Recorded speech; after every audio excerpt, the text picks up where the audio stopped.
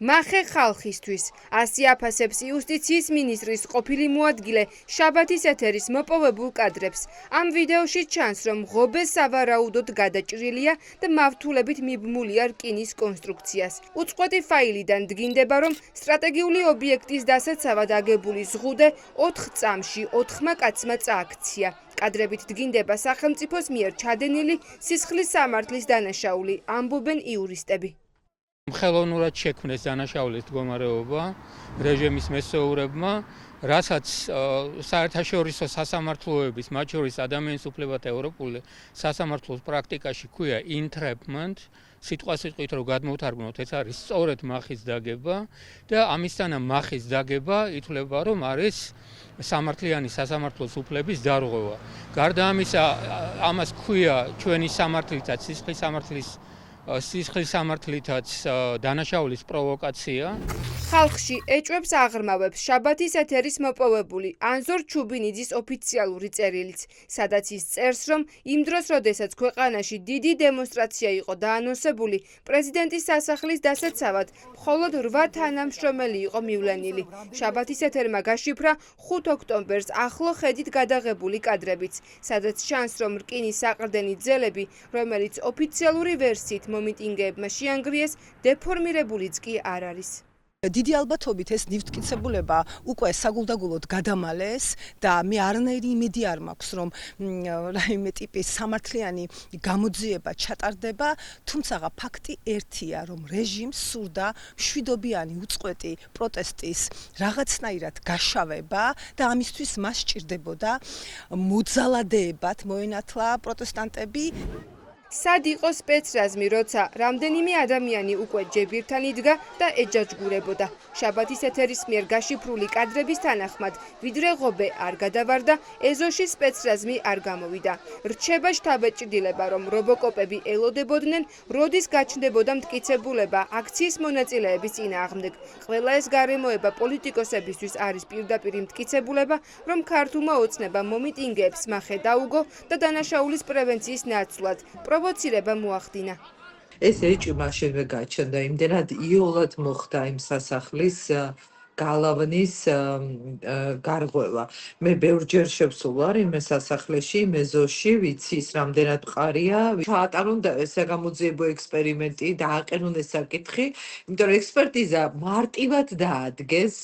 რა მეთოდით იყო ეს გალავანი მოხსნილი? ფაქტია, რაღაცა სუსის ჩარევას და ინფილტრაციას ქონდა ადგილი იმისთვის, რომ შემდგომ ფაბულა და შექმნილიყო რაღაც ვითომ საფუძველი ადამიანების დაკავებისთვის. რეჟიმს სჭირდებოდა რეპრესიების გაძლიერება და საბაბი მისი სტანდარტის გაუარესების მიზნით, რა თქმა უნდა, ეს ყველამ ძალიან კარგად ნახეთ უკვე. შესაბამისად, როცა იქნება ალბათ გამოძიება ამ საკითხს იქნება და მთავარი აქ არის ის, რომ არ მოხდა პრევენცია.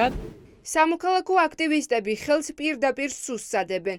ახალგაზრდები ფიქრობენ, რომ გაშიფრული კადრები არის იმის დასტური, როგორ დაგეგმა მდინარაძის უწყებამ პროვოკაცია მშვიდობიანი მომიტინგეების წინააღმდეგ, რომ პროტესტი გაეშავებინათ და მეტი ადამიანი გაეშვათ ციხეში. ეს არის აი ესეთი მასშტაბური პროტესტის დროს ისეთი ვითარების შექმნა, რომელსაც მერე ის გამოიყენებდა საკუთარი რეპრესიების გასამართლებლად, რა შემთხვევაშიც ხალხის დიდი ნაწილი, ასე ვთქვათ, შეეგუებოდა და მეტიც მხარდაჭერას გამოუცხადებდა იმ რეპრესიულ მოქმედებებში. ეხლა რაც არ უნდა ყოფილიყო შედეგი 4 ოქტომბრისა, ქართული ოცნების ნერვიულობა ამ თემაზე ამ დღეზე საკმაოდ ჩანდა ეს ვიზუალურადაც ძალიან მარტივად დასანახი იყო. ძალადობრივი დეტალები მგონია, რომ ზუსტად სუსის ინტერესი იყო და მოახერხეს კიდევაც.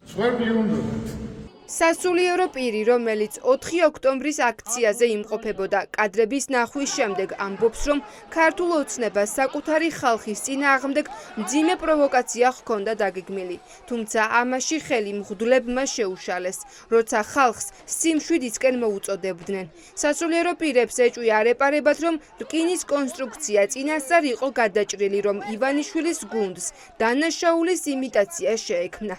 თურმე მე ჩაუშალე ის განზრახვა, რაც ჰქონდა სახელმწიფო ჩაფიქრებული, რომ მას ორივე მხარეს უნდა დამსხვერპლო, რომ თქვენ ხალხი სოფლიოს თვალში გამოეჩინეთ, აი როგორი აგრესიულები არიან ჩვენს მიმართებაში. პრემიერ-მინისტრი ამბობს, რომ საერთოდ არ ამაყობთ თანაგზნობა ამ ადამიანების. ანუ თავისი ხალხი გაუხდა მტერი. ისინი რომლებიც ორმოს თხრიან და ისინი რომლებიც ადამიანებს მახეს უგებენ, იმ ადამიანებს ღმერთი არ აპატიებს და არ ჩვენ უნდა უთხრათ, რომ ღმერთი აპატიება ამ ადამიანებს. ამიტომ არ ეპატიება ამ ხელისუფლებას ყველა იმ თანამონაწილეს, ვინც ის ორმოა მოთხარა 4 ოქტომბერს და მახე დაუგო ქართულ ხალხს. ახლა პროკურატურის ვალდებულებაა ჩაატაროს საგამოძიებო ექსპერიმენტი და დაადგინოს, შეეძლო თუ არა 4 ადამიანს 4 წამში რამდენჯერმე მიწოლით სტრატეგიული ობიექტის დამცავი ღობის წაქცევა. თუ დადგინდება, რომ ღობე წინასწარ გადაჭრილი იყო, ეს სისტემურ დანაშაულს გამოავლენს.